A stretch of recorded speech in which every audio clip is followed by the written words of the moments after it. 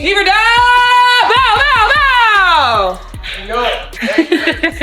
Man, I think it's the next step up mentality as far as players. Our shifts keep changing. Everybody doing a different role, and so I think we all got the mentality where you give and you sacrifice, and I think that's what y'all see. The Indiana Fever just shocked everyone and Caitlin Clark, a back-to-back Dallas Wings squad hungry for redemption after a brutal loss to the Sparks. All signs pointed to disaster. The crowd of 20,049 packed in, ready to see Clark go head-to-head with Paige Bueckers for the first time in the WNBA. But what they got was even more powerful in the final minutes. Something shifted. The Fever didn't just hold on, they rose up. And what they showed on that court? Heart, grit, unity. A statement win that changes everything you thought you knew about this squad. And Aliyah Boston, she said 6 words after the buzzer that perfectly captured the moment. 6 words that defined this win, not just for the team, but for every fan who's believed from day one. If you ride with the Fever, drop "I've got the Fever" in the comments, because after this game,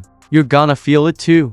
Yeah, I think for us, it's about knowing that basketball is a game of runs, and they made their run in that third quarter, and honestly, just continue to stay composed and take it each possession at a time is something that we've been working on. And so for us, that was our focus: is get a stop, go down and score, get another stop, and we try to get a kill. Picture this: the entire WNBA world buzzing with anticipation. Clark vs. Bueckers, the #1 pick of 2020, for going head-to-head with the top pick of 2005. This wasn't just another game on the calendar. This was the matchup fans had been dreaming about since draft night, and the Dallas Wings, they knew it too. That's why they made a massive move. Literally, they took the game out of their usual home at College Park Center and relocated it to the American Airlines Center, the same arena the Mavericks call home. Think about that. You don't shift a regular season game to a 20,000-seat arena unless you know something major is about to go down. Tickets started flying. The hype took over social media. Fans from all over circled the date. This wasn't just a game.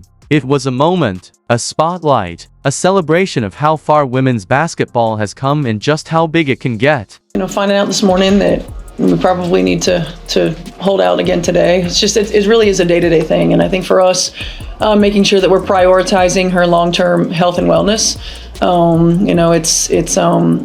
Anybody who's had some of these types of injuries understand that sometimes it's a process. She's a quick healer, and she's been doing everything that she can to get back on the floor. So we just want to make sure that we're hypersensitive to the big picture. Then boom. 2 nights before tip-off, Caitlin Clark's groin injury flares up. Just like that, the most anticipated matchup of the WNBA season turns into a giant question mark. Thousands of fans bought tickets for one reason: to see Clark vs. Bueckers live and in action. And now, the headline clash might not even happen.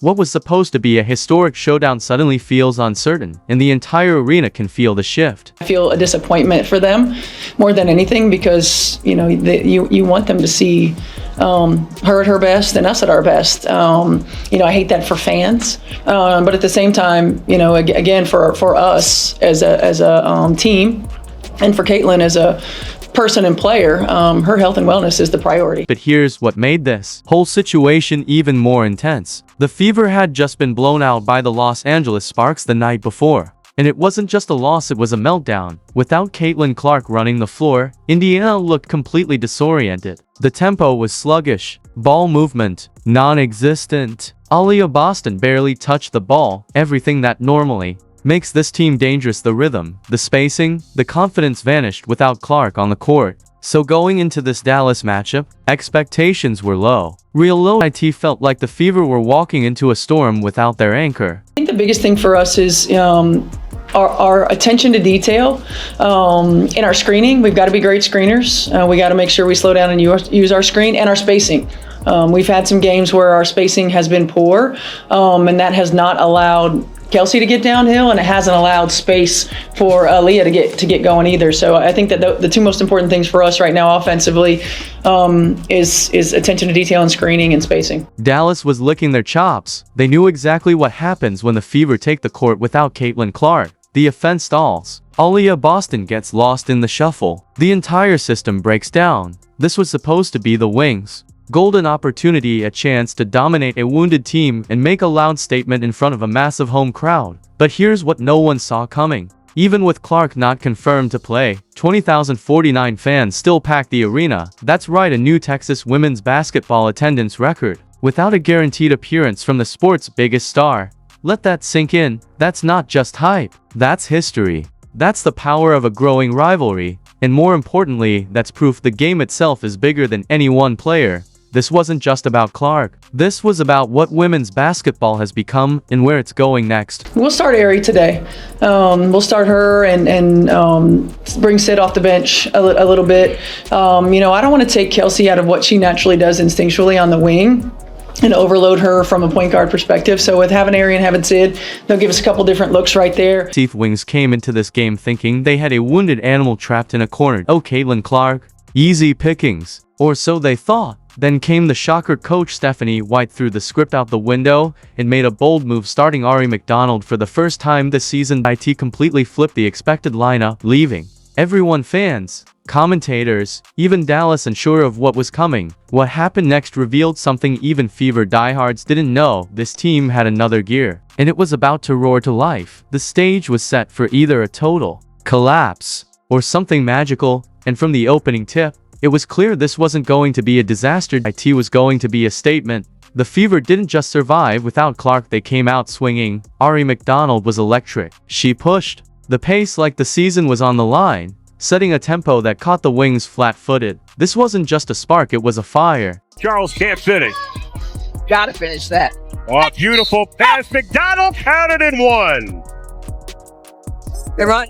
Ari McDonald stepped onto that court like she had something to prove, and by the end of the first quarter, she had everyone forgetting Caitlin Clark was even out. Dallas came in with a simple game plan: lock down Kelsey Mitchell, and the rest of the Fever will crumble. That's what the film told them. That's what history showed, but what they didn't prepare for. McDonald turning the game into controlled chaos. She pushed the pace, attacked downhill, and completely shredded their defensive setup. Suddenly, lanes that had been closed all season were wide open. The Wings were scrambling, second-guessing, out of sync, and McDonald was just getting started. Can't finish. As a big, you gotta lean in. You can't be falling away. McDonald has been outstanding. Here's what made it all the more incredible. Ari McDonald went perfect from the field in the first quarter. She wasn't just taking shots, she was making plays. Smart decisions, sharp reads, and relentless pace that opened up the floor for everyone around her. The Fever came out on fire, hitting their first 7 shots in a row. That's right, 7 straight buckets to start the game. You don't see that kind of execution often, not in the pros, not under pressure, and definitely not without your franchise player on the floor. This wasn't luck. This was preparation, poise, and a team rising to the moment. Inside, can't get it. Lee Yu-Ru can't. Here comes Natasha Howard. 9-0 run for Indiana. Lexi Hull carries the 3. See that? You gotta get out on her, ladies. She's shooting 51% from beyond the arc. This is a Aliyah Boston finally started getting the touches she's been waiting for all season, and you could see the shift happening every possession. Her confidence grew, with McDonald slicing through the defense. The Wings were forced to adjust, and that gave Boston the space she needed to go to work. She got the ball in her spots deep in the paint, facing up, sealing defenders. And when that happens, it's game over. Boston scored with efficiency, controlled the glass, and played like someone who'd been waiting for this moment, not just to contribute, but to lead. This wasn't just a bounce-back game. IT was a reminder. Aliyah Boston is still that centerpiece. Shooting to open the game. The Wings are only 2 of 14. Howard lobs it inside Boston, and Maisha Hines-Allen got lost. Allowed for the easy 2. and you count Natasha, and she's going to get in the paint. And so the defense has to step up to protect the drive, and now she puts that air on the ball, and AB is able to finish that shot at the rim. That was beautiful. Crowd that packed and hoping to watch Caitlin Clark go head-to-head with Paige Bueckers is witnessing something else entirely, and it's just as electrifying. Instead of a solo showdown, they're watching a team come alive. This Indiana squad isn't leaning on one superstar to get it done. They're clicking as a complete unit, each player stepping up and playing their role to perfection. By the time the first quarter buzzer sounds, Indiana has stunned the building with a 33-13 lead. Yes, a 20-point gap in just 12 minutes. That's not just dominance, that's a statement. And here's the kicker, even Dallas fans, known for backing their team hard, are rising to their feet to applaud. That kind of respect from rival supporters, you don't see it often. This is what they do. Yep. Sometimes you're going to have some back-to-back games. Sometimes you're not going to be able to get in the gym and practice. Got it. Huh. Good night. And again, the veteran schools the rookie.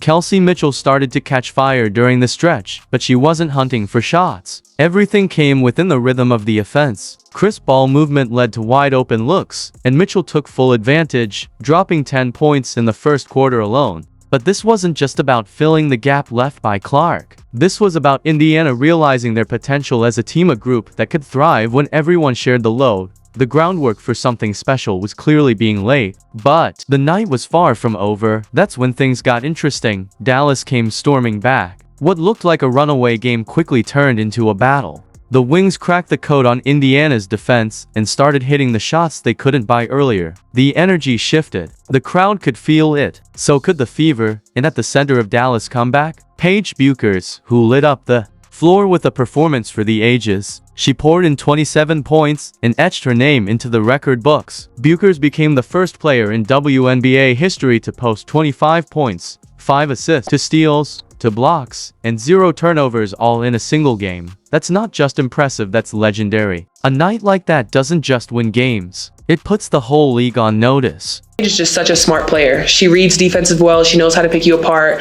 And so when you play against her, you have to make sure that you're aware of where she is at all times. And also she does a great job of putting her teammates in great position. So for us, I mean, I feel like it's kind of similar in college and in the league. Like Paige is just playing great basketball and making sure that she sets up her teammates for the same. The Wings claw the deficit down to single digits, and suddenly, you can feel the tension creeping in. This is the danger zone, the exact moment where Indiana has unraveled before, especially without Caitlin Clark to steady the ship. The tempo dips, the ball stops moving, and panic starts to set in. Mistakes pile up. It's a flashback to the collapse against the Sparks just one night earlier, but this time, Kelsey Mitchell isn't having it. She flips the switch and takes command of the game. With a scoring surge that would make Clark herself nod in approval, Mitchell drops 32 points and dishes out 7 assists, hitting 11 of her 17 shots with ruthless efficiency. What makes her performance even more impressive? She's doing it the right way, making smart reads, finding open teammates, and balancing control with trust. No selfish plays, no hero ball, just a leader rising to the moment and willing her team to hold the line. Every little thing matters. Mitchell gives it up. Natasha Howard, beautiful shot. Howard with a double-double of 12 and 11.